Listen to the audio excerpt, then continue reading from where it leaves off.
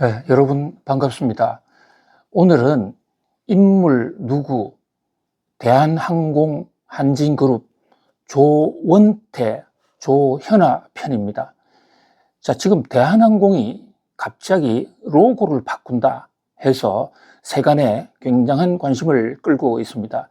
대한항공 하면 우리 국민들이 즐겨 타던 국민항공이죠. 그래서 대한항공에 새겨진 그 태극 무늬, 위로 빨간색, 아래 파란색, 그 태극 무늬를 해외에서 보면 가슴이 뛰는 듯한 그런 어떤 전율을 느끼기도 했지 않습니까? 우리 애국심의 상징이고 우리 민족의 피가 흐른다라고까지 얘기를 했는데, 느닷없이 대한항공의 조원태 회장님께서 이 특별 지시로 로고를 바꾼다. 그러니까 로고가 그 안에, 우리 태극 문양의 안에 들어가 있는 빨강, 파랑이 없어져 버렸어요. 물론 아직까지 공식화되지는 않았지만 적어도 발표된 시안만 보면 그렇습니다. 거기다가 코리안 에어라인에서 에어라인이 빠지고 코리안만 되어 있고요. 또 태극 문양의 그 무늬에서도 빨강, 파랑만 없어진 것이 아니라 그 빨강, 파랑을 싸고 있던 그 외벽, 동그란 원이죠. 이 동그란 원의 그림이 검정색으로 바뀌었습니다. 물론 색에 대해서는 사람마다 다 호불호가 있는 것이어서 외부인들이 왈가왈부하기는 어렵습니다만은, 적어도 우리가 오래 익숙해져 오던 태극 문양과 태극 문양의 그림 또한 그 색깔은 한두 사람의 것이라기보다는 우리 민족이 오랫동안 공동체를 형성하고 같이 갖고 온 것이 아닌가라는 점에서 좀 아쉬운 감이 있습니다. 아마도 조원태 회장께서는 지금 새 출발하는 대한항공, 과거 아버지 조양호 회장의 시대를 넘어서 조원태의 색깔을 좀 내고 싶었지 않았냐. 이것이 이제 재계에서 추측하는 첫 번째 로고 문양, 태극 문양의 개편의 첫 번째 이유일 것으로 보여지고요. 두 번째 이유는 대한항공이 아시아나를 인수하지 않습니까? 그렇게 되면 아시아나를 포용해서 뭔가 더 좀 달라진 큰 모습을 보여줘야 된다. 그런 면에서 무늬의 변화를 준 게 아니냐. 이 추측이 훨씬 더 강합니다. 무늬의 변화를 주는 것에 대해서는 세간에서 충분히 있을 수 있는 일이다. 왜냐하면 흡수 통합을 통해서 새로운 회사가 되니까. 그런데 그 전통의 태극 문양이 빨강 파랑이 없어졌다. 그에 대해서는 좀 아쉬움이 있습니다. 아무튼 이 대목은 대한항공이 이런 중대한 변경을 할 때에는 국민들의 의견을 좀 수렴해서 하는 게 어떻겠느냐. 회사에서 미실로 한두 사람이 발표하는 것보다는 전 국민의 의견을 수렴하면 그 과정에서 회사에 대한 이미지도 좋아질 것이고 인기도 올라가지 않겠느냐. 그런 관점에서 문양에 대해서 나름대로 설왕설래가 있습니다. 자, 지금 새 출발.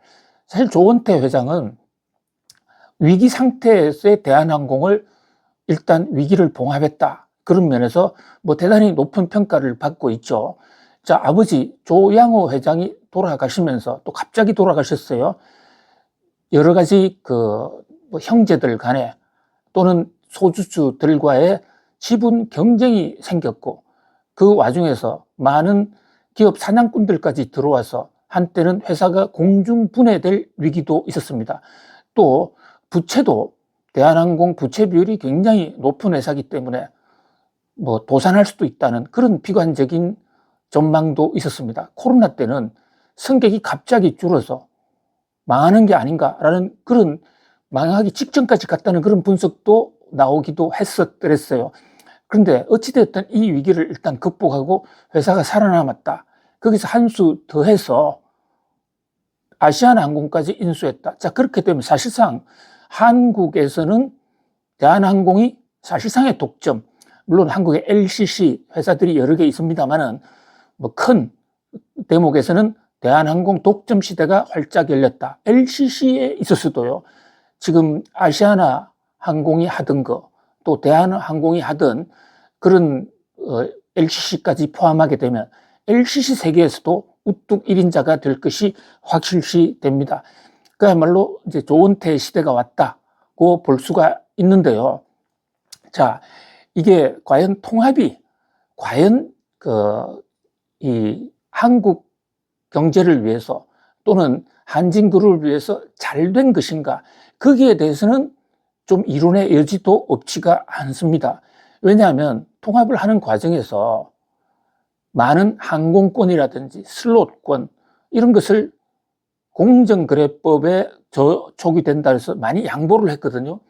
그러니까 한국 국민들 입장에서 비행기 승객들 입장에서는 그 비행기 운항권, 운수권, 슬롯이 외국으로 많이 넘어갔기 때문에 적어도 우리네 선택의 폭이 좀 좁아진 것이 아닌가라는 그런 안타까움이 있습니다.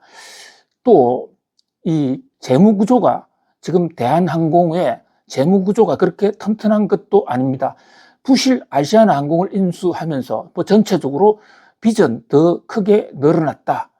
그런 관점에서도 이번에 통합이 새로운 시작이자 하나의 도전일 수 있다. 잘 극복하면 미래를 위한 찬란한 재건의 서막이 될 수도 있지만 보통 이 통합의 저주, M&A의 저주란 말도 있다시피 통합 과정을 잘 관리하지 못하면 어떤 충격을 받을 수 있다. 그런 점에서 조은태 회장의 리더십이 굉장히 지금 주목되는 그런 순간입니다. 자, 조은태 회장은 조중훈 대한항공 창업자 조중훈 회장의 손자입니다. 그런데 조중훈 회장이 원래 대한항공을 창업했다기보다는요, 있던 대한항공을 인수했다고 보는 게 옳습니다. 우리나라 항공사는 사실 신용욱 씨가 일제시대 때 만든 KNA, 대한국민항공사라는 항공사가 있었더랬어요.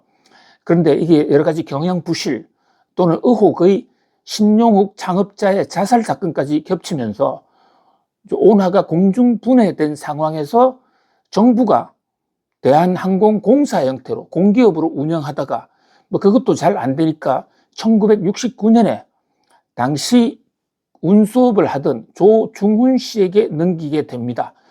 여기에 대해서도 일각에서는 빚을 넘겼다는, 그래서 대한항공 조중훈 씨가 고통을 엄청나게 졌다라는 이런 평가가 있는가 하면 또 한쪽에서는 엄청난 장래 이권을 넘긴 정경유착이다, 이런 혼재된 여러 가지 분석과 어떤 진단이 있는 상황입니다. 어찌되었든 그 항공사를 인수해서 우리나라가 글로벌 시대로 나아가면서 이 대한항공은 엄청나게 빠른 속도로 성장을 하기에 이릅니다. 그래서 지금 5대양 6대주 안 가는 데가 없죠. 그럼에도 불구하고 지금 대한항공이 끌어오던 조중훈 회장이 해오던 조중훈 회장의 꿈은 해운보국, 운수왕국을 만들자는 것이었는데 우선 한진 해운이 도산에서 없어졌죠. 그 다음에 배를 만드는 한진중공업도 없어졌습니다. 그러니까 대한항공도 여러 가지 경영 지표가 수시로 깜빡깜빡해서 걱정을 많이 끼치기도 했거든요. 자, 이 조중훈 회장은 원래는 이 서울에서 태어나서 일제 때 일본에 가서 기술을 배운 사람인데 해방 이후에 자동차 정비하던 분이었습니다. 그 이후에 한진 고속버스라든지 여러 가지 운수 사업을 해서 가업을 일으켰죠. 이제 그 아들이 조양호란 분이 있었습니다. 이 조양호란 분에게는 자녀가 3명이 있었죠. 이제 큰 딸이 그 유명한 땅콩 회항 사건으로 유명한 조현아 씨. 지금은 가족들과 상당히 지금 대립각을 세우고 있어요. 남편과도 이혼을 하고 지금 은둔하고 있는데 최근에 조현아 씨는 이름도 개명했다라고 들리고 있습니다. 그 다음에 물컵 갑질 사건이었던 조현민 씨가 그 여동생이고요.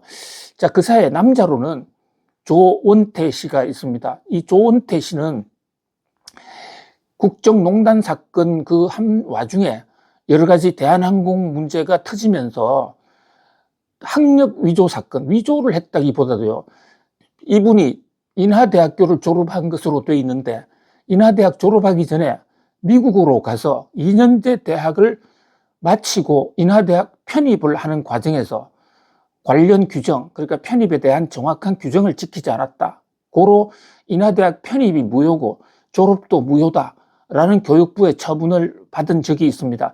물론 재판 과정에서 이를 뒤엎고 조원태 회장이 다시 어떤 이 오너십을 제대로 갖는데 학력 문제도 클리어하게 됐다고 볼 수는 있습니다. 그런데 이제 개인적으로 신촌 연세대학교 앞에서의 그 자동차 타고 가다가 옆에 있던 할머니와의 충돌 사건, 이런 거로 여러 번 뭐 구설수를 빚기도 했어요.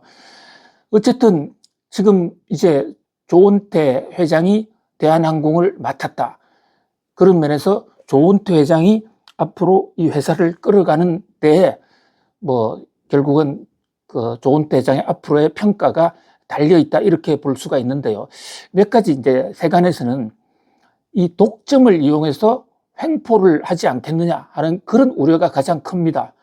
그 다음에 또 마일리지 통합에 관해서 기존 소비자들을 어떻게 공평하게 대우할 것인가 라는 어떤 소비자와의 관계 문제도 있고요. 보다 근본적으로는 과연 이 적자가 계속 늘어왔던 대한항공의 경영 정상화를 제대로 해낼 수 있겠느냐, 이것도 또한 관전 포인트고요.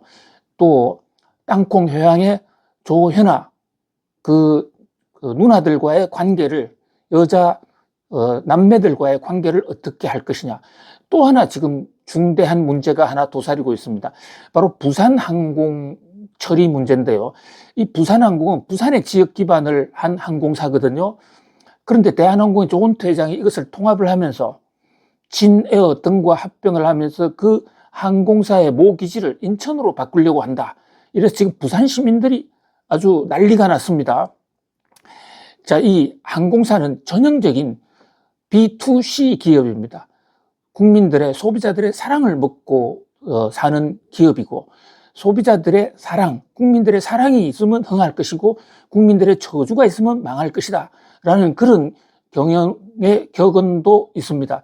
그런 면에서 모쪼록 한때 국민 밉상으로 물컵 사건이라든지 또는 조원태 회장의 가두 폭행 사건 또는 학력 허위 사건, 이런 부정적인 이미지를 떨쳐내고 정말로 국민들에게 사랑받는 기업이 되기 위해서는 사소한 일 수도 있는, 이를테면 부산항공의 그 항공사 통합의 원기지 문제라든지 또는 소비자들과의 약속, 그리고 독점의 횡포로부터의 어떤 그 건절, 이런 문제에 대해서도 조원태 회장이 깨끗한 모습, 새로 거듭나는 모습을 보여줄 필요가 있다. 특히 문양, 저 태극 로고에 길들여져 왔던, 그걸 사랑해왔던 우리 국민들에게 적어도 그 문양을 바꾼다면 바꾸는 이유를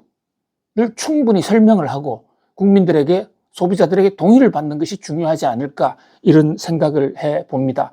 오늘은 문양을 바꾸는 대한항공 조원태 회장의 아시아나 통합과 인물연구 조원태 편에 말씀 올렸습니다. 감사합니다.